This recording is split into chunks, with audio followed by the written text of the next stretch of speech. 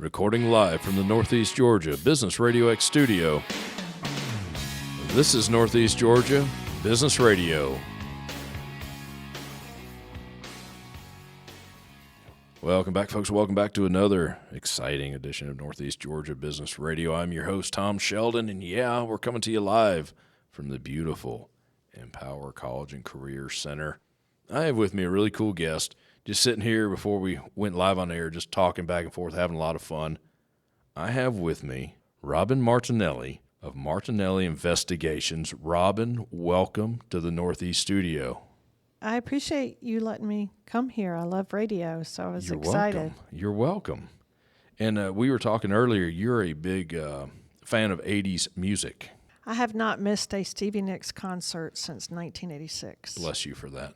Mm-hmm. I'm with you on that. We have that kinship. Mm-hmm. The music was just so much better back then. Absolutely, 100%. Yeah. I apologize to the younger generations, the quote-unquote kids of today. I apologize to them. But they listen to our music. Darn right they do. The smart ones do. Because we do, so. Yeah. Pearl Jam, Guns N' Roses, Fleetwood Mac. Def Leppard, Motley Crue, Poison. Kiss. Yeah. Okay, you and I are buddies forever and ever, amen. Folks, thanks for tuning in. No, I'm kidding. Robin, you are a private investigator. Yes, sir. How in the world did you get into that? Back in 1986, okay, I knew from my high school, South Gwinnett High School, that I was going to be an entrepreneur. Nice. I just didn't know what I was going to do. What direction? So, unfortunately, but fortunately, in college, because I went to ABC Kindergarten, Britt Elementary, Snellville Middle, South Gwinnett, Gwinnett Tech, I became pregnant and a single mom. Oh, wow. So I had to change careers, and I became a sheriff's deputy. Nice. With a real badge. Yeah. And that was a lot of fun until I couldn't get my child support papers served. So I saw a process server come into our jail in a rural county in Georgia. And I said, "What do you do?" And he's like, "Well, I serve service of process." I said, "Oh, I think I can do that." So I hung up my uniform. I saw some things also in the uniform that just didn't. It wasn't you. It wasn't at all. So gave up my uniform, loved the experience a lot. I really did a lot. So I opened up Coleman and Associates, which was named after my son and my mother, to start serving service process. Now, what is service process? It's a complaint, a summons and complaint, or you can serve a subpoena for lawsuits and attorneys and all kinds of... You're physically the person handing the paper to someone. Absolutely. You've been served. We've all heard that. Yes. Okay. Yes. Okay. I did it locally, nationally, and internationally. Oh, wow. So that was a lot of fun. But that's a rush. Yes. Wow. And so me and Coleman served a lot of papers. And so I was introduced to my police officer husband on a blind date from the church. How about that? The most gorgeous man in the whole world, and still is. So the baseball team, my son's baseball team, set me up with Doug. I looked at him on my birthday at the baseball game, and I said, "Are you single?" And he says, "Yes." I said, "Well, I don't think you're going to be single for very long." So I met Doug on my birthday. We were engaged on Valentine's Day, and we were married April Fool's Day. And his first wife has passed away, so he came with 2 girls. So I adopted the girls. They are in law enforcement also. Kind of made a family affair of it. Yes. Between all of us, we probably have almost 40 years of law enforcement in the state of Georgia. I hear you. So I opened up Coleman and Associates opened up Martinelli Investigations because I had a lot of clients and attorneys and different people wanting to do investigations. Mm-hmm.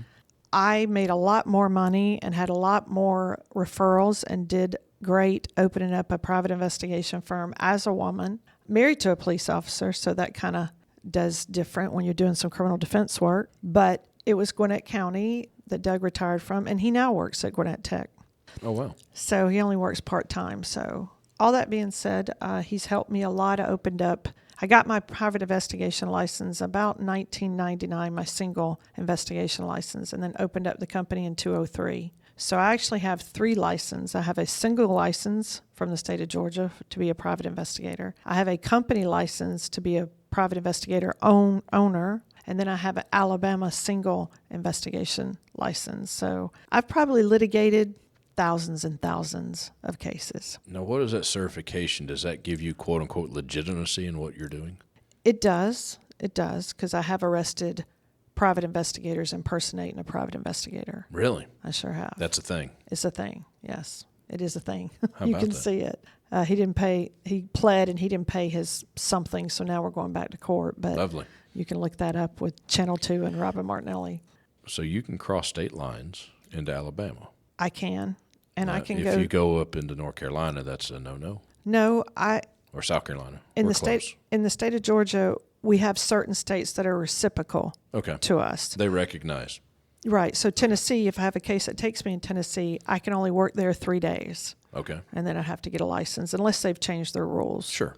So occasionally I will call North Carolina, South Carolina, Florida to see if they've changed their rules. Okay. The biggest one is South Carolina. Yeah. You cannot go into South Carolina with any other license but their own, Wow.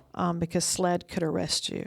Now, what is SLED? SLED is like the organization that's over the private investigators. They take it very seriously. They do. So we kind of bypass that state, or we hire somebody in that state. You work with them, right? Correct. And you want to do that anyway because you're not familiar from around there. So. Yeah. I could see that. But my custody cases and cheating spouses and adultery, a lot of times will take me to Florida, and they're reciprocal in Florida. Got you. There's just certain things I follow the Florida rules. There's certain things you can't record, certain things you can't do in Because Florida. there are rules. Yes. And that certification names that, basically. Yes, sir. Keeps you, quote-unquote, honest, I guess, Yes. sort of. Yes, it does. Does it afford you, I don't want to say different privileges, but it has to afford you something, at least in the eyes of the law, question mark, to have those certifications? Well, I've testified as an expert. Okay, that's a big one right there. I have on adultery, surveillance, and some criminal cases, meaning I've been in the space and been in the workforce as a private investigator, as a teacher. I've been published, and I have enough experience that right then during the court date, the judge will deem me an expert. Okay. And as the judge does that, some of my opinions that come out will be more deemed a higher. They're weighted. Yes. They carry more weight Yes. than just me getting up there and saying the same thing. Yes. Okay. I'd That's say important. right. I'd say 80% of our cases settle though when we show up. They know the gig is up. Well, a lot of times they don't know what we don't know, Sure. and they assume that we've been following them for 3 or 4 months, especially when we bring the trash to court. Right. The So trash. Yes, we make a lot of money and a lot of effort on people's trash. You mean that literally? I do. A can of Yes. at the street or at the dumpster site. Yes. I talk about Wow. one of my cases, Judge Clark. He's passed away. He was my mentor, and Gwinnett adored him. So he had a case where the gentleman had to pay $4,500 a month in child support and alimony. So it was like $4,500 together. And he went to court wanting to take the mother back to court because he got a phone call from the school that the child couldn't go on a $4 trip because the mother hadn't paid the $4 to go on the trip. Oh, wow. I went and got the trash, and come to find out in the trash was just pizza boxes, McDonald's, just a lot of fast food, paraphernalia, a lot of wine bottles, a lot of cigarettes. So bringing that to court kind of validated to the judge, I'm going to take custody away from you. I'm going to give custody to the man, and now everything's going to be swapped just on that small little thing that the judge may look at. So I have to play offense and defense. I bet you do. Because if my client has had some issues, I've had to look that up and see what's happened, because I don't want the judge and I don't want the attorney to look at me like, why didn't you find that out? Yeah. So we have to go over that, even if it was long ago. So a lot of times I'm playing offense and defense in all my cases. Now, if something you find, you're just finding evidence. I You're am. allowing the powers to be to decide whatever they decide. I assume you're working for an attorney. 50-50. Really? Sometimes the attorney, sometimes directly for the client. Okay. Have you ever uncovered something that might hurt them? Yes, we sit down That could be scary. I know, we sit down and go over a checklist. Really? What's that checklist look like? What you found? Well, I sit my client down and assume to tell them that whatever I can do as a private investigator Right. can be done on them. Yeah. So I immediately say your trash can be taken. So you need to start dumping it. Your mail can be stolen. I don't do that, but people do look through the mail. Technically, it's a federal crime, but yeah. No? One they don't enforce? We're We might agree, we disagree. Okay. I know nothing. I know nothing. I know what I've been told for 50-something years, right? I know. I do teach a class, though, on mailbox. But that being said, we don't go through the mail for private investigations, but other people do. So I tell people to take up their mailbox, or actual mailbox, and send everything to a P.O. box. I tell people if they're going to have a drink or do something out in public, they assume they're filmed. Because in the state of Georgia, you can film audio and video undercover, and you don't have to ask permission. So it's a one-party state. So I tell them, I put them through a class, like a new class that says, okay, we're going to learn this all today. And their family also. I also tell them if you're going through custody, don't assume that when you take that child to your mother, that's quality time with you. So a lot of times what I'll do is say you need to spend as much quality time with the children as you can, opposed to school. Like become room mother, room mom, start those activities with assistant coach. There's just a lot of things to go over, both offense and defense. But yes, I've had to pull a background on clients and go over that and say this could be used against you. Let's talk this through. Let's see how this panned out as far as any criminal or civil backgrounds. Is there a law, what you put out the street, that becomes public domain? Right. Yes. We never go on the property to get trash. But the sidewalk is public domain. Yes, we wait. The right of way. Right. We wait. We do this at 2 or 3 or 4 o'clock in the morning. Really? We're all dressed in black. Go in a dark vehicle, shut the lights out. We actually take the trash itself and replace it with the same white bag, brown bag, black bag full of leaves. How about that? Because you got to imagine if somebody's out there drinking coffee and all of a sudden there's no trash. Yo, where's my trash? Yeah, what happened to my trash? So we replace it with that. We bag it, tag it, we film it. We take it to my location. We film it there too. And we keep everything except for spoiled food. We really have to throw that away. Yeah. Well, yuck. But we found paraphernalia. We found drugs and had to call the police. When you say paraphernalia, illegal activity, shall we say?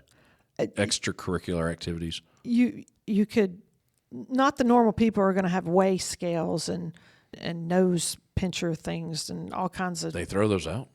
Yeah, in the trash. Do they really? But scales are worth money. Regardless of what you're weighing with them. You ever bought a scale for just like hamburgers? Oh my gosh. Mortgage the house, for crying out loud. Okay, I'm coming with you next time. I'm claiming the scales. When y'all get done with them, we'll start a little side business, Rob. It'll be great.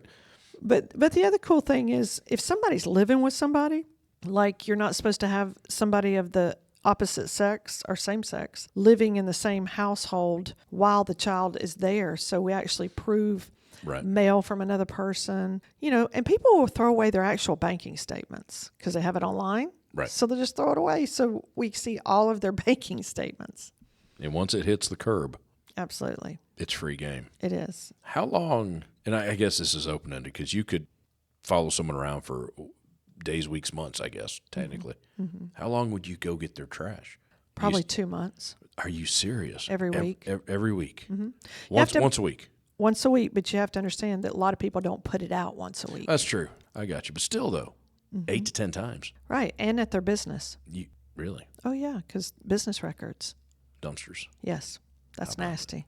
Really nasty. Hopefully you have some really great guys and gals that do that for you. Yes, for a very long time. They must really like you, regardless of what you do or don't pay them. It's like a family. It's got to be. It is. You all have, I don't know, you have pictures of each other or something. I don't know, you had dirt on each other. Well, I'll bring them on soon. Nice. They're dedicated. They love it too. I need to know who to look for. Hey, what are you doing about my trash can? If you really want to freak me out, you just show up in front of my house, standing next to the trash can, waving to me. Because I got cameras everywhere, right? Mm-hmm. Lovely. We found diapers and trash, and there's no children. We'll let that one go. Yes. Wow. Yeah, that was a true thing. The wife said, "Oh my gosh, he's back into that." I'm like, I don't want to know. Yeah. I don't want to know. We're done. I don't want to know. How about that? Yes. You do a lot of infidelity, a lot of cheating spouses. Yes, sir. That's probably I don't want to say the cash cow, but large part of your business. Probably 75%, 25% that's custody. A lot of your business. Mm-hmm. Mm-hmm. But then there's odd cases too. Tell me about those. Like somebody will open up. I mean, businesses in Georgia have just like boomed in the past 20 years. Like any type of business. Yeah, it's all coming here. So you can open up a trucking business, and then all of a sudden you have a competitor, and it's like your employee left and opened up a company. So those people can be surveillanced. Workman's comp. I don't take the actual workers' comp. Workers' comp, yeah. So when nobody can catch that one person jumping on the trampoline or going to Six Flags or going to a party. They're disabled. Yes, I'm air quoting, folks. They can't get out of the bed. Right. Period. They can no longer work, and it's all your fault. Absolutely. Right. I used to own a company. Believe me, I know. Yeah. So that really hurts the not the homeowner, the business partner and the president all the way up to insurance policies, everything. Well, even the employees that are still working. Absolutely. They get punished. If there's less money to go around, guess what? There's less money to go around. But that's also insurance fraud. Oh, well, yeah. So they possibly could get arrested. Well, they should. So I film the hard cases, like when the PI, I can't find this, I can't do that for the insurance company or the attorney. I do the really hard ones that are way up in the mountain on a hill and I have to wait till they come eat somewhere or go fishing or surfing. Or You're just taking footage. Yes. Because we all carry the little mini computer, our phones. Absolutely. Digital. Is that permissible in court? An iPhone video? It can be subpoenaed. Really? Facebook can be subpoenaed. TikTok can be subpoenaed. As it should. Hey, you put it out there. You put it out there. Mm-hmm. If you can't tell your grandmother, your God, or a judge, do not put it in the digital house. It lives forever. Yes, it does. Somewhere. And it's not yours. And you're really good at finding that, aren't you? Yes. I knew you were cool. It's something about those 80s kids. I'm telling you. Oh, yeah. I'm dead serious. 1986. What other weird cases have you run across?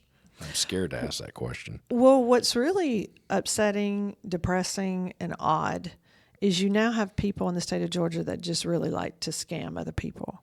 It's become an industry of its own. Yes. I had a lady leave my office today, and she was scammed out of $140,000 of a business she was going to invest in that did not exist. Lovely. And he actually hit her credit card a lot, too. Wow. So in the next week and a half, we're going to go on TV about that one because the police think it's civil.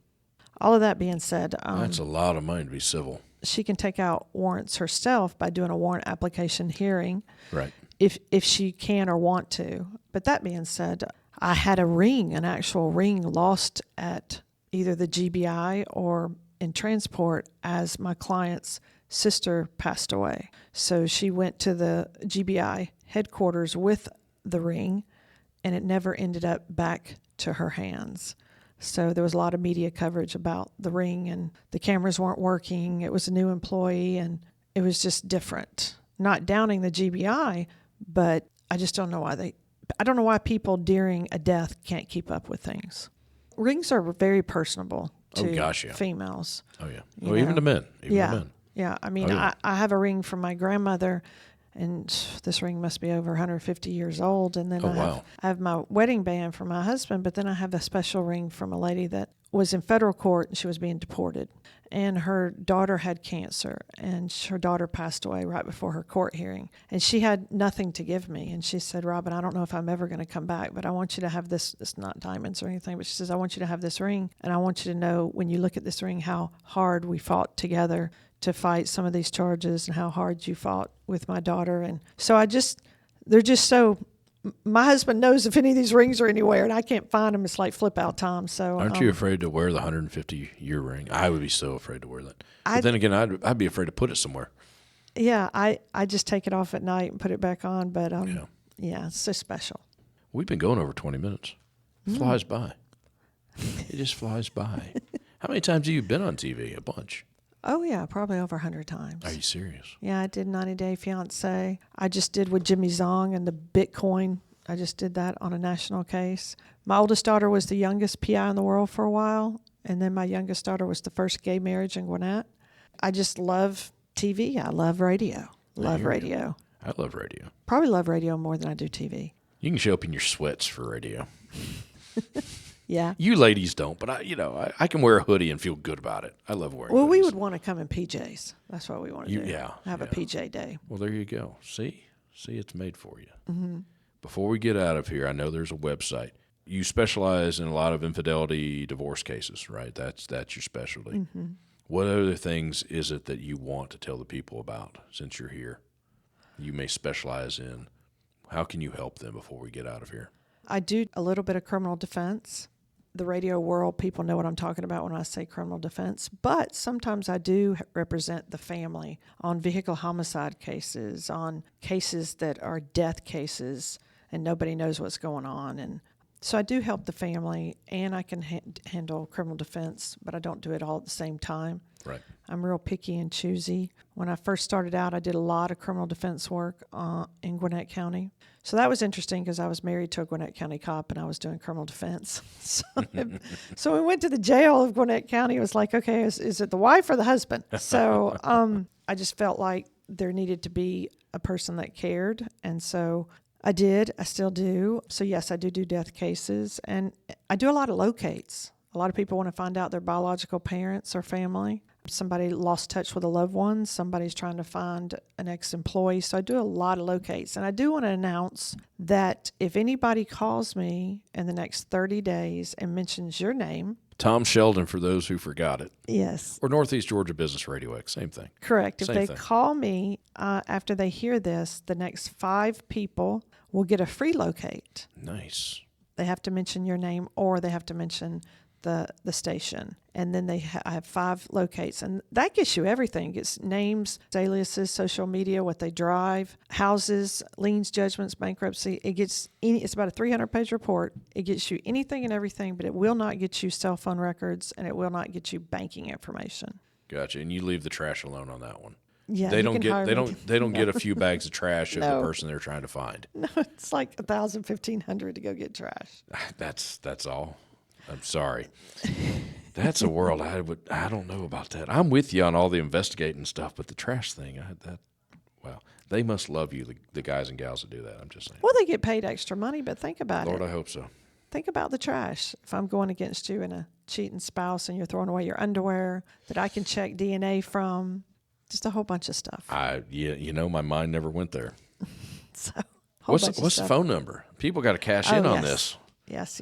I've had the same phone number since 1982. Oh, wow. So it's 770-337-3999. 770-337-3999. A lot of 3s, 9s, and 7s. Yes. Now, I hear you. if you look me up on Google, Mm-hmm. it might show a different number. Really? But you're always going to reach me, so they can It'll track get there Google. eventually. Yeah. You want to know my website? I do. I know we got a website. Martinelli Investigations.com. Martinelli ends in an I. Investigation starts with an I with the S on the end, so that is 2 I's. 2 I's together right after 2 L's. Yes. Martinelli Investigations.com. Mm-hmm. That was fun. Yes. That was fun. I want you on my side. I will be on your side. Good. Always. I'm vamping. They're going to play my music any second. We'll wrap up. Robin, thank you so much for coming in. I was looking forward to this. You work in a world that somewhat fascinates me. I don't know. It just does. I've watched too many TV shows or movies or I don't know. Robin, thank you. Thank you. Folks, hey, check Robin out. MartinelliInvestigations.com, 770-337-3999. She's there if you need her. I'm your host, Tom Sheldon. We'll talk to you soon.